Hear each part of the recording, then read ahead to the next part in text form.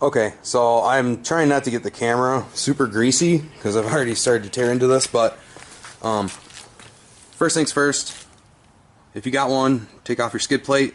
I got this skid plate on eBay because mine was completely shot. I wire wheeled her down, put some rubberized undercoating on it. Still rusting out a little bit, but does the job, protects some stuff. I'll get you guys a shot underneath the truck here. Okay, so like I said, complete rust bucket. Keep doing some work. This truck will probably never see a plow because that front beam there is completely rotted out. Now I probably should have filled it in a little bit while I had the radiator out and I switched to this Jegs all aluminum radiator. I just heard issues about the internals of the old radiators taking a crap, and plus I had a coolant leak up top that I can talk about as well too. I unfortunately won't have any footage of the work that I did up there, but I can always talk about it and point to some things. Like I said, front of this completely shot. I'd have to weld up quite a bit before this truck ever seen a plow, but recently had to change the oil pressure sensor right up here, this nice shiny guy, when I did the last oil change. Let's bring you down to the front diff here. You can see I have one undone there. That's your fill.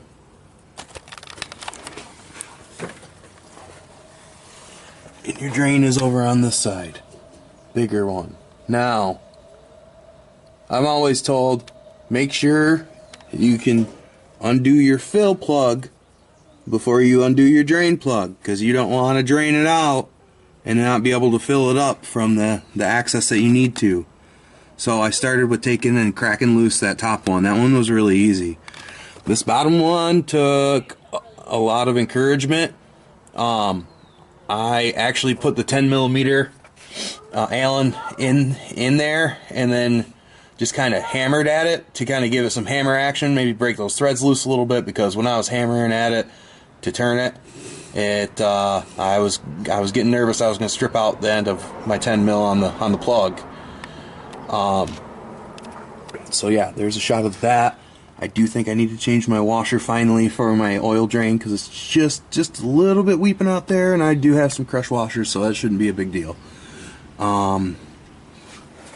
So then, a shot over here, lower ball joint already starting to rust. It's a 555 on Rock Auto.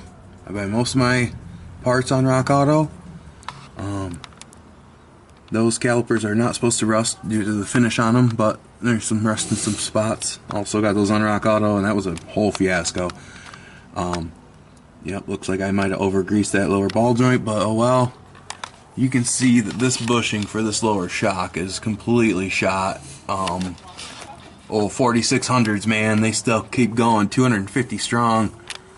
I would like to do some future work here. I like the Total Chaos lower control arms.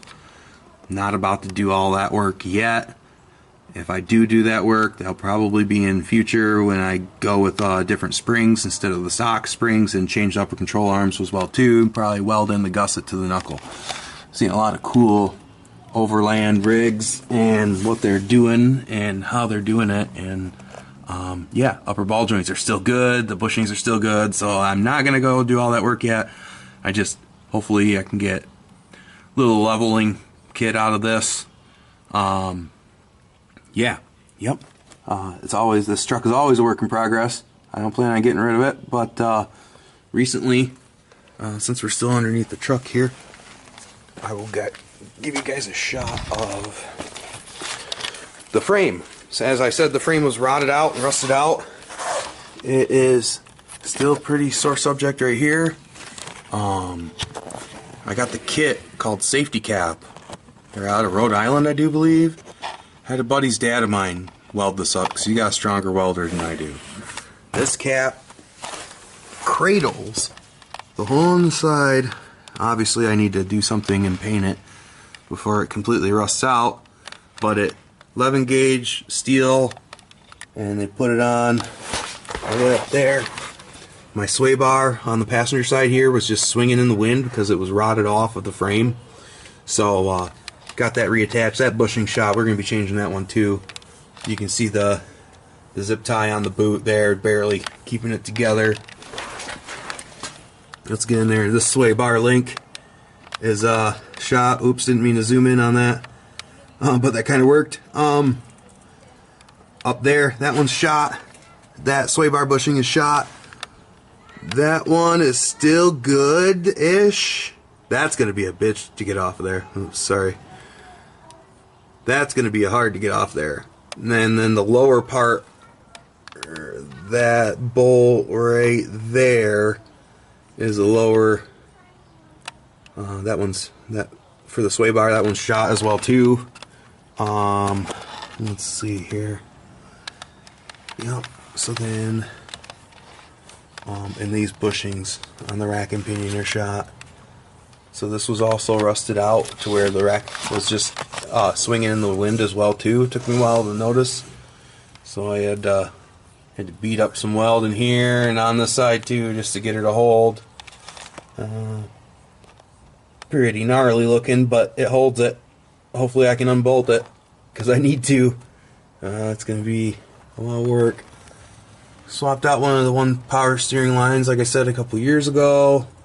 I'm going to do the other one since I'm already here. And that's the rubber one that goes up to the power steering fluid. And that power steering fluid looks gross, so I'm going to change all that out as well too. I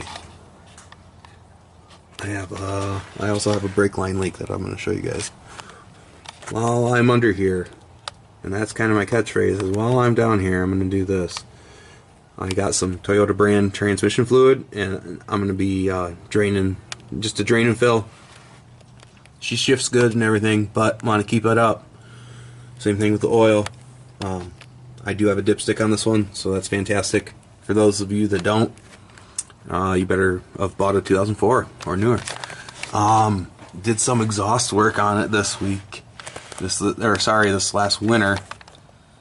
There may still be some holes up in there, but yeah, I just kind of got some pieces from random parts stores and started going crazy with the cheese whiz here.